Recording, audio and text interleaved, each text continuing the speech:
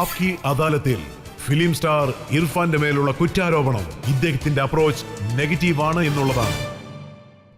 ഇർഫാൻ, ഇത് സത്യമാണോ? മുംബൈയിൽ താങ്കൾക്ക് ജോലി ഇല്ലാത്ത സമയത്ത് കിട്ടിയ ജോലി താങ്കൾക്ക് ഇഷ്ടപ്പെടാത്തതുകൊണ്ട് പെട്ടിയെല്ലാം എടുത്തുകൊണ്ട് തിരിച്ച് വീട്ടിലേക്ക് തന്നെ പോകാൻ വേണ്ടി താങ്കൾ തയ്യാറെടുത്തെന്നാണ് ഞാൻ കേട്ടത്. ആക്ച്വലി എനിക്ക് വളരെ ബോറിംഗ് ആയിരുന്നു. ബോറെന്ന് പറഞ്ഞാൽ പരമ ബോറ്. ശരിക്കും പറഞ്ഞാൽ ഞാൻ എൻ്റെ ജോലിയെ ഒരു ജോലിയായിട്ടല്ല കണ്ടത്. എന്ത് ചെയ്യുകയാണെങ്കിലും അതിനെ ആത്മാർത്ഥമായിട്ട് ചെയ്യണം. എല്ലാ ജോലിയും സന്തോഷത്തോടെ ചെയ്യാൻ കഴിയില്ല. ഞാൻ ചെയ്യുന്ന ജോലിയിൽ എനിക്ക് സന്തോഷം കിട്ടണം. എൻ്റെ മനസ്സിന് തൃപ്തി ഉണ്ടാവണം. ഇഷ്ടപ്പെടുന്ന ജോലി നമുക്ക് ആത്മാർത്ഥമായിട്ട് ചെയ്യാൻ കഴിയും. അങ്ങനെയാണെങ്കിൽ മുംബൈയിൽ നിന്നും ഓടിപ്പോകാനുള്ള തീരുമാനം താങ്കൾ എങ്ങനെയാണ് മാറ്റിയെടുത്തത്? എനിക്കൊരു ഫ്രണ്ട് ഉണ്ടായിരുന്നു, തിക്മാൻ സദൂലിയ. എടോ നിക്ക്, നിനക്ക് ഞാനൊരു നാഷണൽ അവാർഡ് വാങ്ങിച്ചു തരാം, എന്നിട്ട് ഇവിടുന്ന് വിട്ടാൽ മതിയെന്ന്. പക്ഷേ ഇതുവരെ അദ്ദേഹം വാങ്ങിച്ചു തന്നിട്ടില്ല. ഹാസിൽ, അതിൽ താങ്കൾ വില്ലന്റെ റോളാണ് ചെയ്തത്. അതെ, ഞാനതിൽ വില്ലനായിട്ട് അഭിനയിച്ചു. അത് വലിയ രീതിയിൽ ഹിറ്റായി. അതെ അതെ, വലിയ ഹിറ്റായിരുന്നു. അതിനുശേഷം താങ്കൾക്ക് നിറയെ വില്ലൻ റോൾ കിട്ടാനുള്ള ഓഫറുകൾ വന്നെന്നും ഞാൻ അറിഞ്ഞു. ഡെയിലി 2 ഓഫേഴ്സ് വരും. പക്ഷെ താങ്കൾ ഹീറോ ആകാനാണ് ഇഷ്ടപ്പെട്ടത്. ഞാൻ വില്ലൻ റോൾ ചെയ്തുകൊണ്ട് വില്ലൻ തന്നെ ആവണമെന്നില്ല. വേറെ എന്തെങ്കിലും റോൾ തരാമല്ലോ. വില്ലൻ റോൾ ചെയ്തവർക്കും ഹീറോ ആവാമല്ലോ. ഇതാണ് ഞാൻ പറഞ്ഞത്, താങ്കളുടെ നെഗറ്റീവ് അപ്രോച്ച്. അതായത് താങ്കൾ വില്ലനായിട്ടുള്ളപ്പോൾ തന്നെ ഹീറോ ആകാൻ ആഗ്രഹിച്ചു എന്നുള്ളത് കാര്യം സത്യമല്ലേ? പറഞ്ഞ സത്യം. ആക്ച്വലി അപ്രോച്ച് നെഗറ്റീവ് ആണെന്നുള്ളത് കറക്റ്റാണ്. നെഗറ്റീവ് എന്താന്ന് വെച്ചാൽ ഞാൻ എന്നെ തന്നെ ക്രിട്ടിസൈസ് ചെയ്യും. മഖ്ബൂലിൽ താങ്കൾ വളരെയധികം സന്തോഷപ്പെട്ടു, കാരണം അതിൽ ഹീറോ ആവാനുള്ള ചാൻസ് താങ്കൾക്ക് ലഭിച്ചു. അതെ അതെ, എനിക്ക് വളരെ സന്തോഷം തോന്നി. അത് വളരെ നല്ല പടമായിരുന്നു. എനിക്കിഷ്ടപ്പെട്ട പടമായിരുന്നു അത്. എപ്പോഴെങ്കിലും താങ്കൾ ആലോചിച്ചിട്ടുണ്ടോ, അതായത് ഇങ്ങനെ ഒരു മുഖത്തോടുകൂടി എനിക്ക് എങ്ങനെ ഹീറോ ആകാൻ സാധിക്കുമെന്ന്?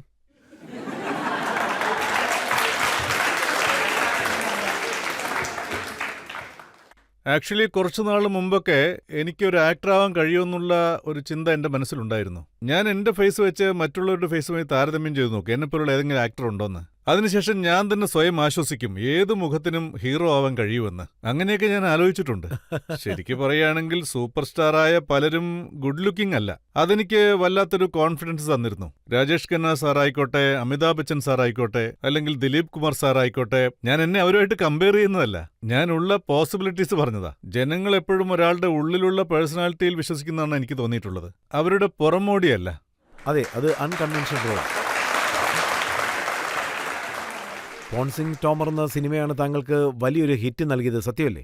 അതെ, പാൻസിംഗ് ടോമറുടെ ആത്മാവ് കറങ്ങുന്നതുവരെ ഈ സമൂഹം അദ്ദേഹത്തിന് നീതി കൊടുത്തില്ല. ഈ നാടിന്റെ സിസ്റ്റം അദ്ദേഹത്തിന് നീതി കൊടുത്തില്ല.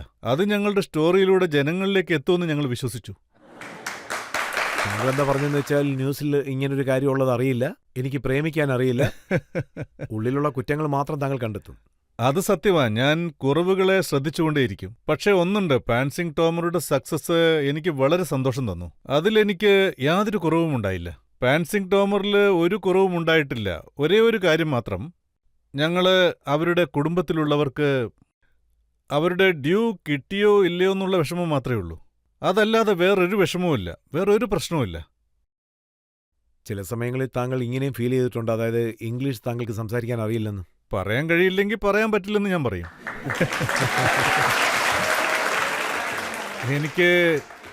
ഞാൻ അത്രയ്ക്കൊന്നും പോപ്പുലർ അല്ലെന്നാണ് പറയാനുള്ളത്. മുംബൈയിൽ ഞാൻ വളരെ സ്ട്രഗിൾ ചെയ്തുകൊണ്ടിരുന്നു. എൻ്റെ കൂടെയുള്ളവരൊക്കെ പറയുമായിരുന്നു, അതായത് if you want to break in you should try to learn English, you should look like English class, you should look like herit. പിന്നീട് ഈ കാര്യം എനിക്ക് ഒരുപാട് പ്രശ്നങ്ങളുണ്ടാക്കി. എന്റെ വിശ്വാസം, ലാംഗ്വേജ് ഒരിക്കലും നിങ്ങളെ ഹെറിറ്റാക്കി മാറ്റില്ല. ലാംഗ്വേജ് നിങ്ങളെ അച്ചടക്കമുള്ള ആളാക്കി മാറ്റില്ല. ലാംഗ്വേജ് ആർക്ക് വേണമെങ്കിലും സംസാരിക്കാൻ പറ്റും. നിങ്ങളുടെ ഉള്ളിൽ എന്താണെന്നുള്ളതാണ് വളരെ പ്രധാനം. പക്ഷേ ഇർഫാൻ, ഏതൊരു ആർട്ടിസ്റ്റിനാണോ ഇംഗ്ലീഷ് നന്നായിട്ട് സംസാരിക്കാൻ അറിയാത്തത്, ആ ആർട്ടിസ്റ്റിന്റെ മുഖം അത് താങ്കളെപ്പോലെ ഉണ്ട്, പക്ഷേ അദ്ദേഹം ഹോളിവുഡിൽ ആക്ട് ചെയ്യാൻ പോയി. ആക്ച്വലി മുഖമാണ് കാരണം. ഹോളിവുഡിന് എൻ്റെ മുഖം വളരെ ഇഷ്ടമാണ്. പിന്നെ അവരെനിക്ക് ധാരാളം പുസ്തകം തരുമായിരുന്നു. ശരിക്കും എന്നെ കണ്ടവർ വളരെ അത്ഭുതപ്പെട്ടു പോയെന്ന് വേണം പറയാൻ. പക്ഷേ ഹോളിവുഡ് ഡയറക്ടേഴ്സ് താങ്കളോട് ഇംഗ്ലീഷിൽ സംസാരിക്കാൻ പറഞ്ഞപ്പോൾ ഞാൻ അറിഞ്ഞത് എന്താണെന്ന് വെച്ചാൽ, ഇപ്പോൾ ഒരു സിനിമ വന്നിരുന്നു, ലൈഫ് ഓഫ് പൈ. അതെ, ഇതിൽ വളരെ വ്യത്യസ്തമായ രീതിയിൽ താങ്കളോട് ഇംഗ്ലീഷ് പറയാൻ പറഞ്ഞു. അതെ, എന്നോട് ഇംഗ്ലീഷ് അങ്ങനെയാണ് പറയാൻ പറഞ്ഞത്. പക്ഷേ ഇക്കാര്യത്തിൽ ഞാൻ ഒരു വിട്ടുവീഴ്ചയ്ക്കും തയ്യാറല്ല. അതായത് എനിക്കവിടെ ബംഗാളി ആക്സന്റിൽ ഇംഗ്ലീഷ് സംസാരിക്കണമായിരുന്നു. അതിനുവേണ്ടി ഞാൻ ഫുൾ പ്രിപ്പയർ ആയി. അവരെന്താ പറഞ്ഞെന്ന് വെച്ചാ നമ്മുടെ ഓഡിയൻസിന് ഒരു എക്സാമ്പിൾ പറയാൻ സാധിക്കുമോ ബംഗാളി സ്റ്റൈലിൽ എങ്ങനെ ഇംഗ്ലീഷ് സംസാരിച്ചെന്ന്? അതെനിക്ക് ശരിക്കും ഓർമ്മയില്ല. ബംഗാളി സ്റ്റൈലിൽ സംസാരിച്ചു. അതായത് അത് സത്യത്തിൽ ഇപ്പോൾ അത് എനിക്ക് ശരിക്കും ഓർമ്മ വരുന്നില്ല. പക്ഷേ ലൈഫ് ഓഫ് പൈയിൽ അവരെന്താ പറഞ്ഞെന്ന് വെച്ചാ കനേഡിയൻ ഫ്രഞ്ച് ഇന്ത്യൻ ആക്സെന്റ്. ഈ കനേഡിയൻ ഫ്രഞ്ച് ഇന്ത്യൻ ആക്സെന്റിന് ഞാനിവിടെ പോന്നു. സോ ഞാൻ ഒരു ട്രെയിനറെ ഹയർ ചെയ്യണമെന്നുള്ള കാര്യം എനിക്കറിയില്ലായിരുന്നു. പിന്നെ ഞാൻ സ്വയം പ്രിപ്പയർ ചെയ്തുകൊണ്ടിരുന്നു. 3-4 മാസം അങ്ങനെ വേസ്റ്റായി പോയി. ഷൂട്ടിംഗ് തുടങ്ങിയപ്പോൾ അവർ പറഞ്ഞു ഈ ആക്സെന്റ് ഒട്ടും ശരിയല്ലെന്ന്. പിന്നീട് അവര് നിങ്ങളെ നോർമൽ ആക്സെന്റ് തന്നെ സംസാരിക്കാൻ പറഞ്ഞു. പിന്നീട് അതെല്ലാം മാറ്റേണ്ടി വന്നു. പിന്നെ അമേസിംഗ് സ്പൈഡർമാനിൽ ആ പടത്തിലും അതിലും ഇംഗ്ലീഷ് ആക്സെന്റാണ് സംസാരിച്ചത്. അതില് പ്രത്യേകിച്ച് പരിശീലനമൊന്നും വേണ്ട കാര്യമില്ലായിരുന്നു. ഇന്ത്യനായിട്ട് അഭിനയിച്ച് അമേരിക്കൻ ആക്സെന്റ്. നമ്മുടെ ഈ ജനങ്ങൾക്ക് എന്താണ് അറിയേണ്ടതെന്ന് വെച്ചാൽ ഒരുപക്ഷെ ഇംഗ്ലീഷ് അറിയില്ലെങ്കിൽ പോലും അമേരിക്കൻ ആക്സെന്റിൽ എങ്ങനെ സംസാരിക്കണം എന്നുള്ളതാണ്. ഇപ്പോഴൊക്കെ ഇത് പഠിപ്പിക്കാൻ ഒരുപാട് ഇൻസ്റ്റിറ്റ്യൂട്ടുകളുണ്ടല്ലോ ഇവിടെ. ഇപ്പോഴൊക്കെ നൈറ്റ് സർവീസ് ഉണ്ട്. ഫോണിൽ വേണമെങ്കിലും സംസാരിക്കാം. Call centres. ആ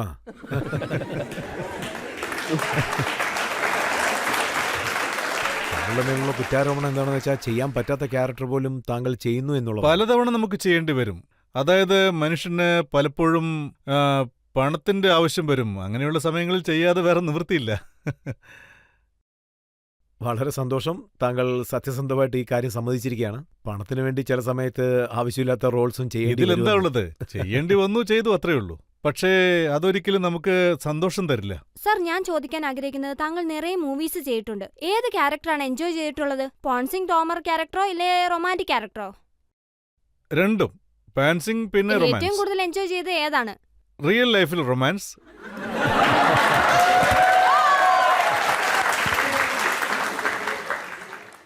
പിന്നെ സിനിമയിൽ പാൻസിംഗ്. എന്നുവെച്ചാ റൊമാൻസ് അധികമാണെന്ന്. അതെ.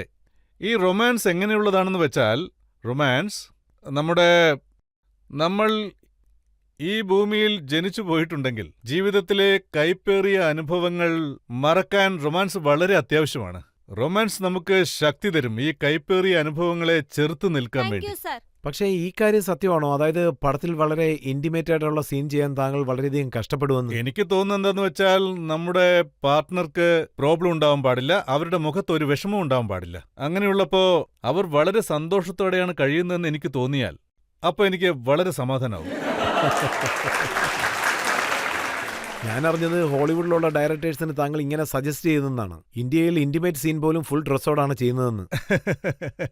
ആക്ച്വലി ഒരു ഡയറക്ടറായിട്ട് വർക്ക് ചെയ്യുന്ന സമയത്ത് അദ്ദേഹം എന്നോടൊന്ന് പറഞ്ഞു, നിങ്ങൾക്കൊരു ഇന്റിമേറ്റ് സീൻ ഉണ്ടെന്ന്. നിങ്ങൾ നിങ്ങളുടെ കുർത്ത അഴിച്ചു മാറ്റണമെന്ന് എന്നോട് പറഞ്ഞു. അദ്ദേഹം എന്നോട് ചോദിച്ചു, നിങ്ങൾ ഉറങ്ങുമ്പോൾ എപ്പോഴും തുണി ഉടുത്തുകൊണ്ടാണോ ഉറങ്ങുന്നതെന്ന്. അദ്ദേഹം എന്നോട് ചോദിച്ചതാണ്. ഞങ്ങൾ തുണി അഴിച്ച് ഉറങ്ങില്ലെന്ന് ഞാൻ അദ്ദേഹത്തോട് പറഞ്ഞു. ഞങ്ങൾ തുണി ഉടുത്തുകൊണ്ടാണ് ഉറങ്ങുന്നതെന്ന് പറഞ്ഞു. അവരുടെ നാട്ടിലെ രീതി എന്താന്ന് വെച്ചാൽ, ഒറ്റയ്ക്ക് ഉറങ്ങുകയാണെങ്കിൽ ശരി, ആരുടെയെങ്കിലും കൂടെ ഉറങ്ങുകയാണെങ്കിൽ ശരി, തുണി ഉണ്ടാവാൻ പാടില്ല എന്നുള്ളതാണ്. അങ്ങനെ അവർ കിടന്നുറങ്ങുന്നു. കാരണം ഞാനൊരു ഇന്ത്യനാണ്, ഇന്ത്യൻ ക്യാരക്ടറാണ് ചെയ്യുന്നത്. അതെങ്ങനെയാണോ അതുപോലെയല്ലേ ചെയ്യാൻ പറ്റൂ. പിന്നീട് കുർത്തയിട്ടുകൊണ്ടാണ് ഉറങ്ങിയത്. ആക്ച്വലി എനിക്ക് നാണമായിരുന്നു. എനിക്കെന്റെ ശരീരം കാണിക്കാൻ ഇഷ്ടമില്ലായിരുന്നു. അതുകൊണ്ട് അങ്ങനെ ചെയ്തു.